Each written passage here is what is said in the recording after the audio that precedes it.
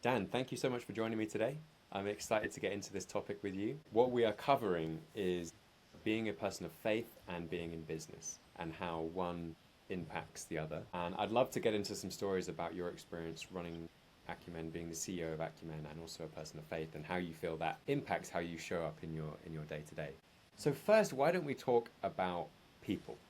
Because one of the things, right, we can't escape in business is people. And so naturally, that's going to be something that you bump up against very regularly on a day-to-day basis. So yeah, talk me through how you look at this as a person of faith. Yeah, so let's back up and say that every human comes to the world with a philosophy or a baseline of how they're going to go about. And if you don't think that you have one, you do, you just haven't identified it yet. And so faith has been important to me because it's the baseline of how of the lens that I look at everything with. So we could look at it through a financial lens or a leadership or power lens or a stuff lens. And so faith is the lens that I came to look through for everything. So what's the filter for how I lead and how we talk about it to others? So that's first. Second is, yes, people is the ultimate thing. We joke in Acumen that we talk about four things, and we talk about people,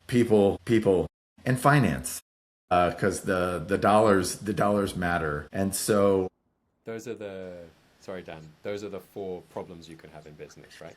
that's correct. Every problem is a people problem because everything we do has to do with people. So, are you trying to figure out AI? Yes, you are. And that's a people problem because people have to adopt it.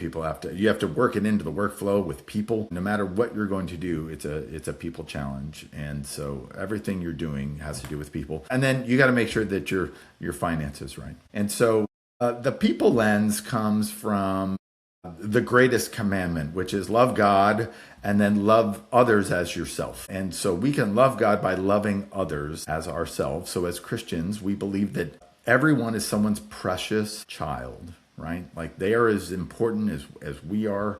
But also in business, there's this weird thing where people will be like, well, they're like family. Well, no, they're not. Families are wildly dysfunctional. And so let's not run our business as a family, but they are under our care. And right. And we do have the ability to steward them. So a great example of this, I think a lot of leaders are bad at is recognition. And we're always one step ahead of our team. We're always going from A to B. We're already going to the next thing. And so one of the things that we can do to love our people is recognize them.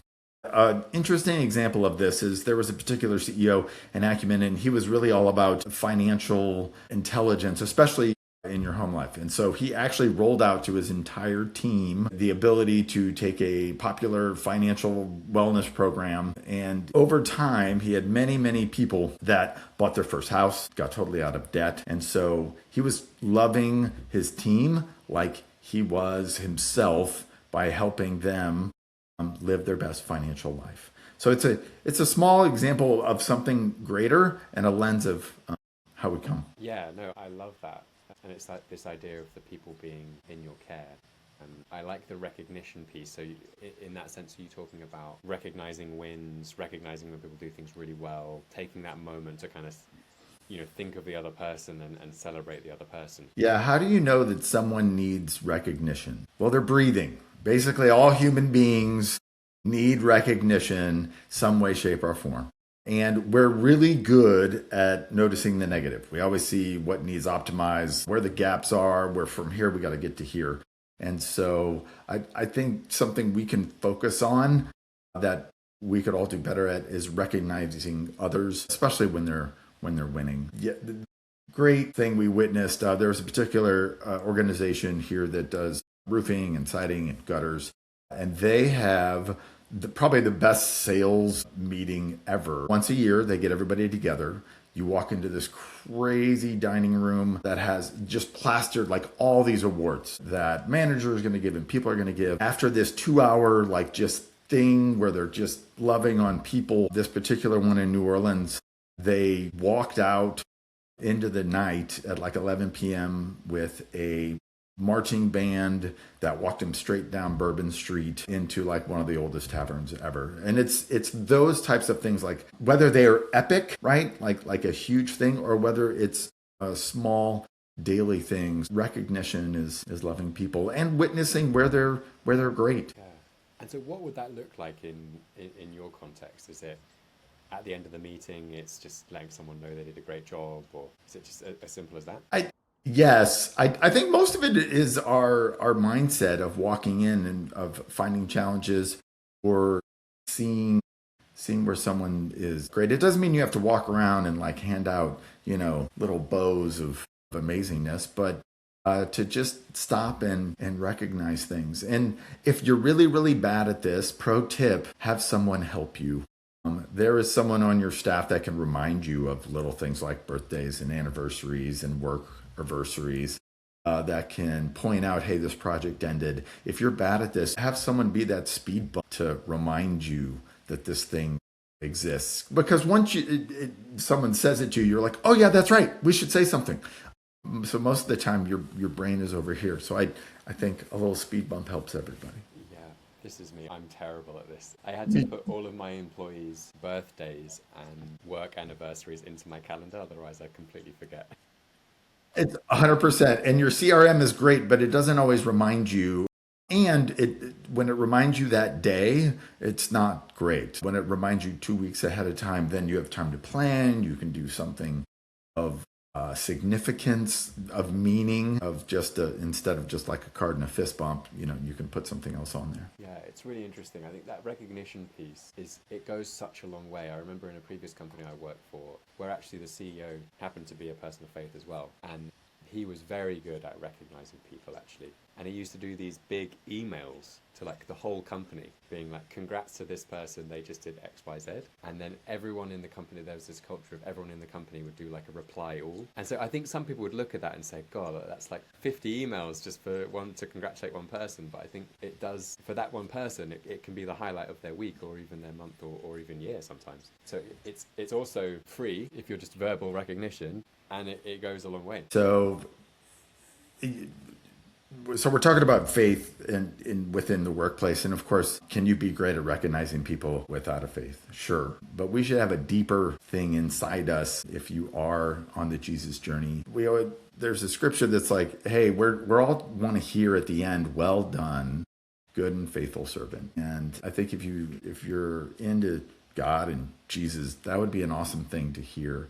Guess what? Your team does too. Like that's innately in us. And so just like we want to hear it, we also, our teams want to hear it. So yeah, man. I love that. It's brilliant. Okay, let's talk about the more negative side of dealing with people. Because as you identified at the start of the conversation, pretty much all of your problems are going to come from people as well. So let's talk about conflict. Let's talk about difficult clients. Let's talk about difficult employees. How does being a person of faith impact that area of dealing with people? You mean there's problems? Like there's people that might not agree with each other? So in a world that literally agrees about nothing anymore, conflict management and whatever other words you want to use obviously is very important. And I think two things happen within companies. One, we just ignore it and we hope it goes away because I have more important things to do.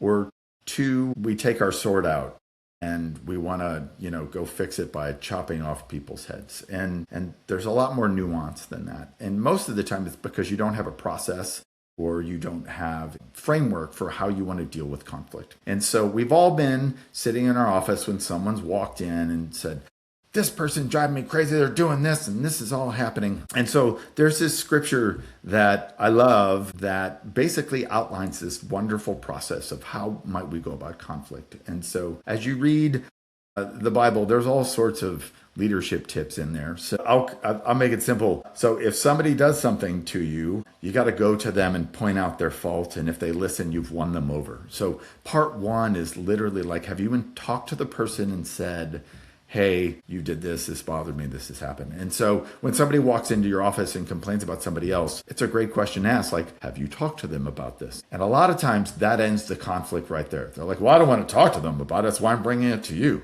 I'm like, okay, but if you're not willing to talk to them about it, then perhaps that's a problem.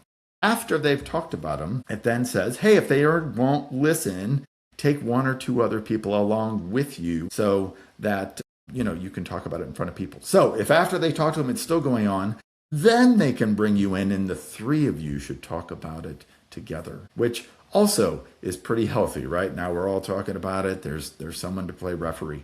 And then finally, if nothing changes, it says, hey, take it to the church.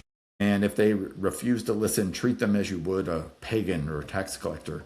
And really, the church is your organization, right? Not that if you look at it from an organizational perspective, then, hey, listen, if this is still a challenge, then maybe we need to see if they should be a part of our organization or not, if they're not aligning with our values.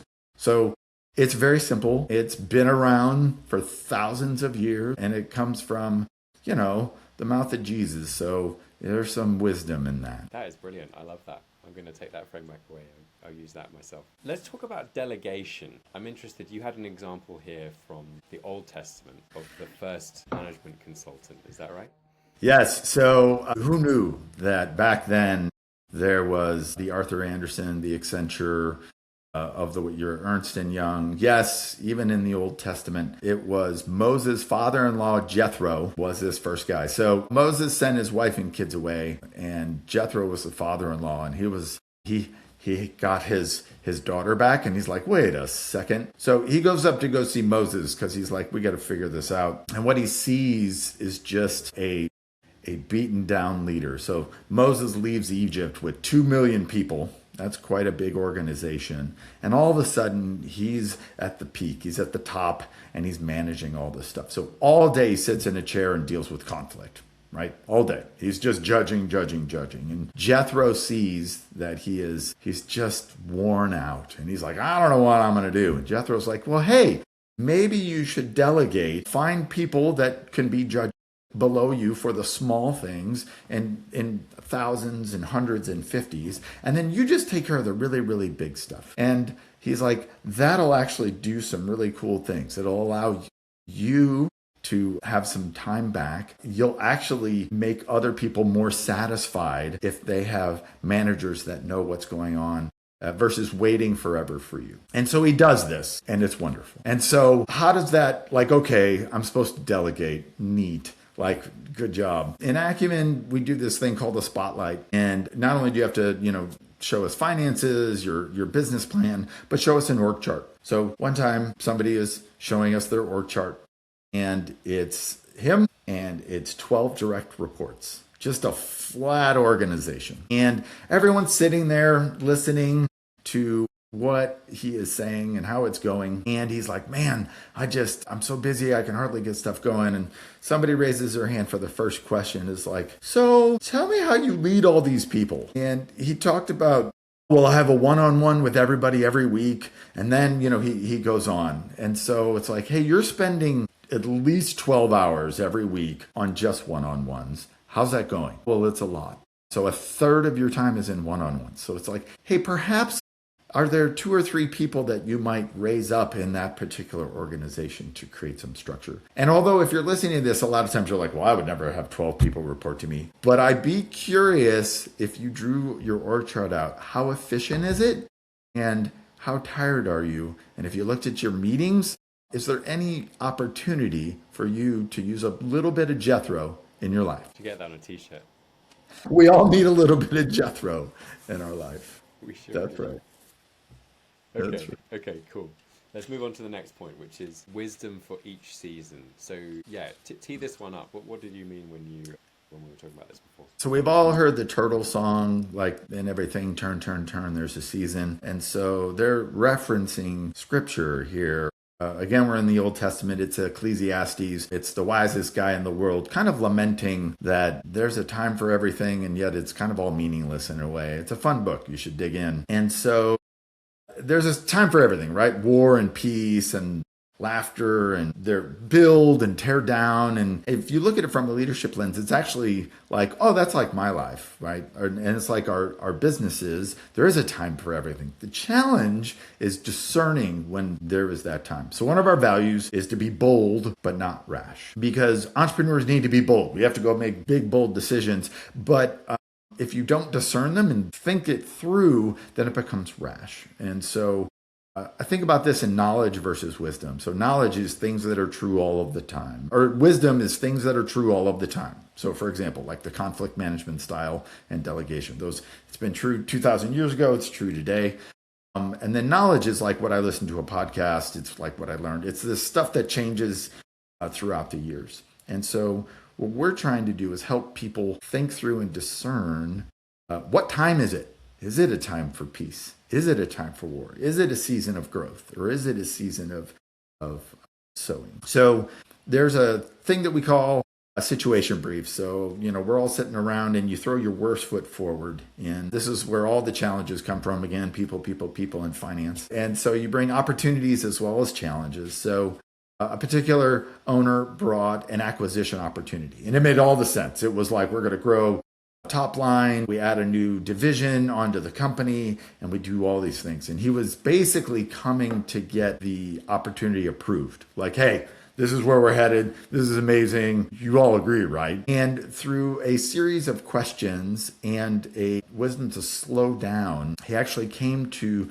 the decision of this actually was the exact opposite of what his company would need. And so discernment allows you to make big, bold decisions that aren't rash. Interesting. Yeah, I think this idea of seasons is fascinating, isn't it? Because I think we all know those entrepreneurs who are always in war mode, or they're always in growth mode, or they're always in maintenance mode, maybe. Do you know what I mean? I think having the wisdom to discern the seasons that's a really important point. I guess my question is always, how do you do that? Like, how do I go into my day tomorrow and know what season I'm in? Well, I think it's understanding, it's the whole marathon sprinting. Like if you're always sprinting the marathon, you should probably check yourself. I think those around you know that seasons change. Your business naturally has seasons, right? That's why there's quarters. If you look at your finances, they usually look like, there's an up and down thing. And so if we're going to get practical about discernment, I think first is, do you have a way that you make decisions? So other than your gut, right? Your gut's great. It's what got you here. It's part of the entrepreneurial thing. So like an investment thesis, like here's how we make decisions. And it usually involves more than yourself. Do you have a team? Do you trust your team? Do you listen to your team?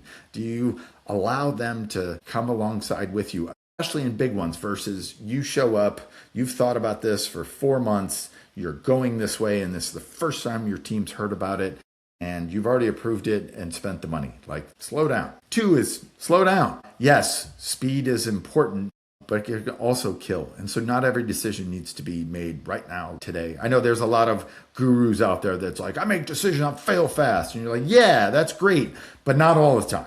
Because there's sometimes where something bad happens. And then who are your other advisors? So not only your team, but your outside advisors. And then finally, we'll go faithy, beginning in prayer. So just like that business owner came to the group and said, hey, I just want you to approve my plan. I think we do that to God a lot too. I come and say, hey, I can't believe, what a great idea. Can you bless this? As opposed to, hey, I could go left or right in this particular thing, and I'm open. I don't know what the outcome is, but I bet you do. So instead of asking for permission, I'm asking for guidance of like, hey, what doors open and what doesn't. And God walks usually as opposed to runs. And so to move at the pace of Jesus it's just a little slower. And I find for the big decisions, it's also wise. That's really interesting. I'd love to double click into that a little bit. So moving more slowly is often the more wise path. Am I hearing that right? So there's exceptions to every rule. There are times when you're supposed to go left or go right, and we all know that you have to pull it. But for most things, especially big things, acquisitions, hiring a key player, moving slower allows for things to reveal themselves. And it allows for you to understand where is your head and your heart. And it allows the world to kind of shape this. It allows your team to come along. And so acquisition opportunity is a great example of how that works. If you are pivoting or shifting positions, strategic direction, all of those things take time. And so the higher you get, the bigger your organization, likely the bigger decisions you're going to be making. And so the slower you should go. You had a line the other day. I don't know if you remember it, but you threw out a line at me, and I think that there's some wisdom at that. Do you remember what you said? About speed. Yes. Yes, so this is something we say at our company, which is speed is good, but rushing is bad. Uh-huh. Because So, yeah, say more about that. well, I'm just a big believer in this. I think moving quickly. So the way that I think about it is once you've made the decision, the best business people, they move quickly, they execute very quickly. So they might take a year to make it a big decision, but once the decision's been made, we're doing it today. That's how I think about it. So I think speed in that sense is good, but rushing the decision and making it too early. And I had a mentor once that would talk to me about being able to sit with the discomfort of a decision unmade. Mm. Because the way my mind works is I like order, I like tidiness, I'm a little bit OCD. And so I don't like having an unmade decision rattling around in my head. I'd much rather just make a decision and get it off my plate. But then obviously the tendency there is you can sometimes make the wrong decision. So Yes. I see this all the time in my business where I work across a lot of different companies, and the ones that are the most successful, they move quickly, but they don't rush. So there are some people that rush, they skip steps, they skip the foundation, and they don't usually see a result from the activities we're doing. And then there are other people that just simply move too slow. They might be making the right decisions, but they just take too long to actually put them into practice. And so it, if it takes you too long to sow the seeds, then the harvest is gonna be delayed. So I love that because first of all, that's the wicked tension of business, right? That's understanding what season you're in. And it's our faith, which is a wicked tension, right? There's this truth going on in our company, right? There's numbers and business and there's decisions. And yet there's this grace to like sit there. And so when we are in that wicked tension, good things happen. And so, yeah, I love that. So bold, not rash is, I think, a similar to speed and not rushing. And being wise is knowing which season you're in to know which version you're supposed to be doing, which is why it just can't be about you. That's why you need to go with others. This is a team sport, and I know we're paid the big bucks to go make big decisions and do stuff, but everybody through the Bible had advisors, and it's why you pay them. So we sold our house a couple of months ago, and I just decided I was going to finally listen to my advisor, which is the agent that sold our house. And so we played this game where we underpriced our house to get more people through it to get a higher price. And the real estate market's bonkers anyway. And for me, that happens to other people. Like other people underprice their house to get a big number for it. That doesn't happen to me. That happens to you, right? That's the story you tell me. And so I was like, you know what? We're going to listen. And darn it, if it didn't, the game played out the way that she designed it. And so by listening to other people and trusting those that you hire and pay well, it goes good sometimes, right? It goes good. I love it. I love that. I love that. Okay. Let's move on to our final point. This, I guess, is a phrase that gets thrown around a lot. It's maybe a bit of a cliche, which is this idea of iron sharpening iron. Obviously, this originates from the Bible. So talk to me about this principle. What are your thoughts on it? So this comes from Proverbs. Proverbs is a book of wisdom. You can read any line from it and it's just dripping just wisdom, not knowledge, right? It's just stuff that's true. And so this is Proverbs 27:17. It's a classic. You've seen it on coffee mugs and t-shirts and all. It's lots of logos out there that are all about it, right? So as iron sharpens iron, so one person sharpens another. And so it's also one of the values of Acumen. But what we call it here behind closed doors is stab you in the front. Because that's really what we're talking about. Is we want honesty and we want it directly. Like I want knives sticking out of my chest, not in my back. And so I'd rather have hard truth given to me up front than that meeting after the meeting where everybody's talked back. So this leans into that grace and truth again. The wicked tension is real, right? You need truth. You need to tell people, hey, you're not up to par. The results aren't what we're looking for. But you also need grace because sometimes you should fire somebody and throw them out on their butt. And other times you should pay for the rehab. How do you know which one it is, right? Now we're back to discernment. And so stabbing you in the front allows for really great discussion, both internally in your organization, but also externally. So, for example, situation briefings, again, in Acumen are a great time for this. And this one particular owner had for 6 months straight came and talked about her controller. Just mistakes and toxic personality. And somebody finally leaned forward and was like, do you actually want to solve this problem? Or do anything about it, or just talk about it? And it was like kind of just a smack you in the face moment of like, I want to solve it. He's like, all right, well, but you came here 6 months in a row and you said the same thing with no difference. So what's going on? And of course, what was going on is it's hard. It's a key role. Change was going to be a mess. The team was going to be, it was by delaying.